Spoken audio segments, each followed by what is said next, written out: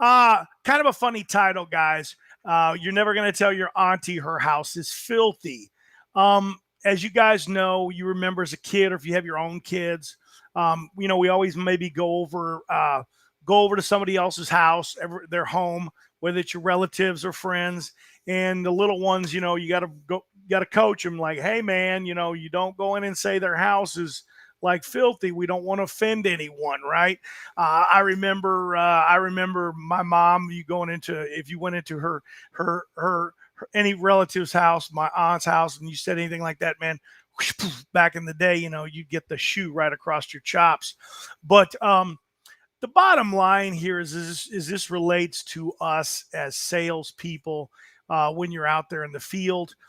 This came up today as a contractor posted some really poor performance of somebody doing some pressure washing. This happened to be a situation where another contractor had basically epic failure on cleaning a substrate, and we knew that it was substandard work, which we run across all the time. Or even if you see a customer's property that it is filthy, and you want to say, "Man, this is just a pigsty." What are you going to do? You guys are going to kill somebody here operating a restaurant looking like this, And your reaction is you want to say those things, but here's the catch, guys, and you got to realize this, okay? If it's a property manager, a third party person that's taking care of it, you're offending them because if they really are in charge of this, whether they're the GM of the restaurant, whether they're a property manager, you're telling them their house is filthy. You're telling them that that their place is disgusting. So you come off right out of the gate offensive.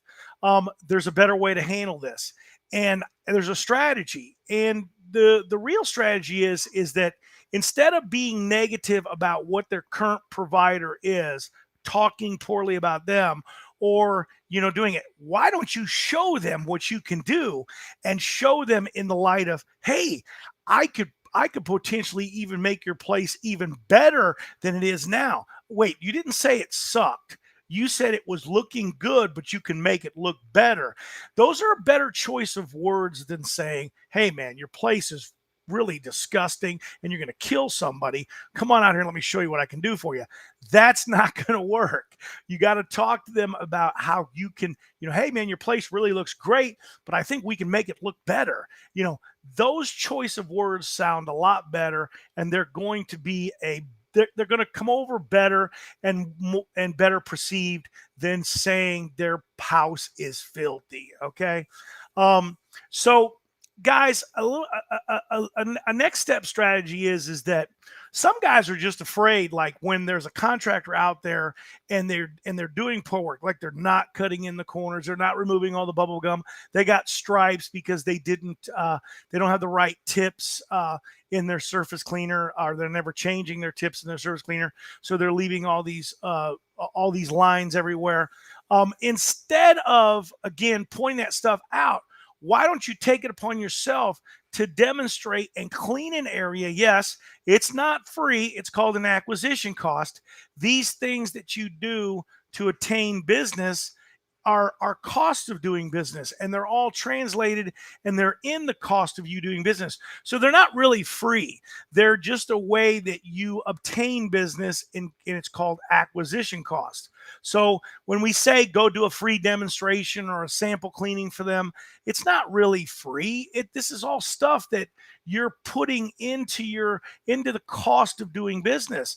And a lot of times these are really slick ways of getting other people's business. So if you see that out there, don't be afraid to jump up and say, hey, Mrs. Jones, let me clean this little area over here and show you what this really could look like.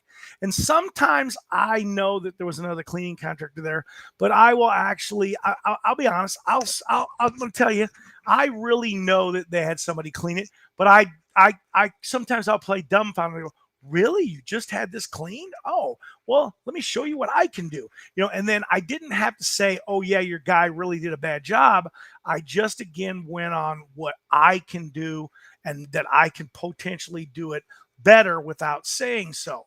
So the guys, those are better strategies for you. I don't want to go on and on about this. just remember, man, be careful because these people's houses. They are very sensitive, even though you think it's their job. They're very sensitive because if you tell them they suck, that's their job, and you don't want to come off like that. That's not the correct approach. You always want to tell them how you could potentially enhance and make their property look better, but their property looks good now, even if it doesn't. Sometimes we just fib a little bit and say, hey, you got a really good looking property over there, and I see you want to be making an A property and keep it an A property. Maybe I could do something for you to show you how we could step up the game even further than you've done it now. So you're not really telling them that they suck. You're telling them, hey, that they think these things are important. And here's the thing you have to remember: when you do see substandard work, the people were concerned with the way it looked before. And I always say this, I'm gonna give you guys another little tip. I always look for clean places to sell. I don't look for dirty places. So if people are giving it a try, if they're trying to clean and then they've been failed by somebody in our industry, I love to educate those customers, because I already know that they have a concern because they went ahead and they were trying to get it cleaned, and then they didn't get the 100% that they maybe paid for. Oh, that's another thing. Drives me nuts. They got what they paid for. Guys, people are paying to get clean. They're not paying to get half service or partial service. It reminds me of the story of a guy. He only got half the money for cleaning a shopping center. So he only cleaned right down the middle of the sidewalk and only cleaned half of the shopping center, which I thought was hilarious. But I mean, it was the wrong thing to do. I mean, the guy was expecting to get the whole center clean for the price. If you agree to a price, you're agreeing to perform at the top level that you can perform at. And if you don't agree to the price and you don't think it's enough money, then you have to educate the customer of why there's not enough money there to do the job properly, and that you're not going to take the job and not do it properly. That's a disservice to our entire industry, and that's where all this stuff starts. So always, guys, remember, charge enough money to do the job the right way, because that's the best way to do it. Guys, I just want to finish up with this, guys.